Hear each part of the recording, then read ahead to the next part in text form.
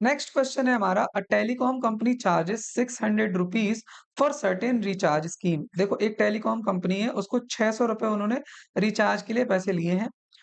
This prepaid balance is reduced by 15 rupees each day. अब हर दिन इसका जो बैलेंस है वो 15 से माइनस हो जाता है। ठीक है, हर दिन कितना माइनस हो जाता है? 15 रुपए। तो क्वेश्चन में ये दिया गया है कि write an equation that models remaining balance B X. देखो रिमेनिंग बैलेंस को ये बी एक्स से रिप्रेजेंट कर रहे हैं। After using the scheme for X days, explain why it represents linear decay. तो देखो सबसे पहले हमारा जो बैलेंस है वो था 600 रुपीज, और हर दिन हमारा डिक्रीज हो रहा है 15 रुपए से। 15 रुपए से हर दिन डिक्रीज हो रहा है, तो एक्स डेज में कितना डिक्रीज होगा? 15 इंटू एक्स। तो जो हमारा रिमेनिंग बैलेंस बचेगा वो बचेगा 600 - 15 एक्स। ये हमारा एक लीनियर एक्सप्रेशन बन जाएगा। अब वही बात, हमें ये पूछा गया है कि explain why it represents linear decay. Linear decay क्यों है? डिके तो इसलिए है क्योंकि इसका जो बैलेंस है वो हर दिन डिक्रीज हो रहा है ना। हर दिन 15 रुपए कम हो रहा है, मतलब डिके है। और हर दिन एग्जैक्ट वैल्यू डिक्रीज हो रही है, मतलब कांस्टेंट वैल्यू है ना। हर दिन 15 रुपए ही डिक्रीज हो रहा है, तो इसका मतलब ये लीनियर लीनियर डिके है। हर दिन कांस्टेंट वैल्यू डिक्रीज हो रही है, तो वो लीनियर डिके हो गया। इसको हम अच्छे से लिख भी लेते हैं। तो सबसे पहले हमने यहाँ लिखा कि रिचार्ज कॉस्ट है 600, बैलेंस रिड्यूस ईच डे है 50 रुपीज। तो एक्सप्रेशन के लिए हमें क्या करना पड़ेगा? हमने मान लिया कि remaining balance after x days जो है वो बी ऑफ एक्स है। तो बी एक्स जो हमारा होगा वो initial balance minus 15 into each day मतलब एक्स। तो 600 माइनस 15 एक्स, ये हमारा हो जाएगा एक्सप्रेशन जो कि बताएगा हमें कि कितना बैलेंस बचेगा एक्स डेज बाद।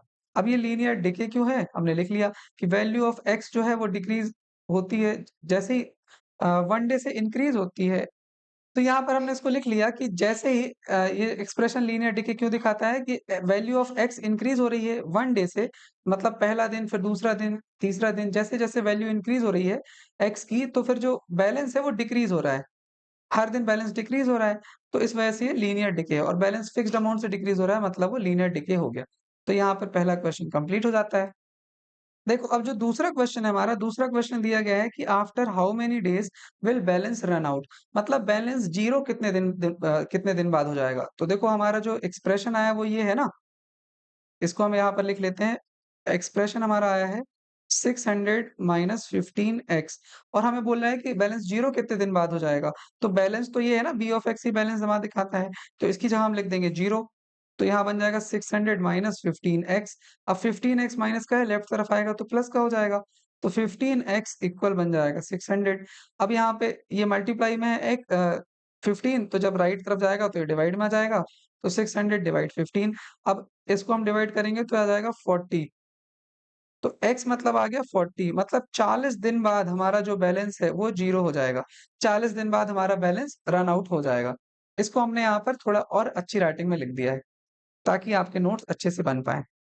तो यहाँ पर हमारा दूसरा क्वेश्चन भी हो गया है। अब हमें करना है make a table for x varying from 1 to 10 and show how the balance bx reduces with time. तो इसमें हमें टेबल बनानी थी, तो हमने एक्स यहाँ पर डेज़ में लिख लिया और यहाँ बैलेंस लिख लिया। तो सबसे पहले हमारा बैलेंस था 600, तो पहले दिन हमारा जो बैलेंस बचेगा, वो बचेगा 585। देखो हमने 15 माइनस कर दिया ना 600 में से। अब हम 585 में से 15 माइनस करेंगे, तो हमारे पास बचेगा 570। तो ये हमारा 2 दिन बाद बचेगा। फिर उसके बाद 3 दिन, मतलब 570 में हमें 15 माइनस करना पड़ेगा। तो 570 में 10 माइनस करेंगे तो 60, और फिर 555, और इसी तरीके से हम आगे इसको लिख लेते हैं।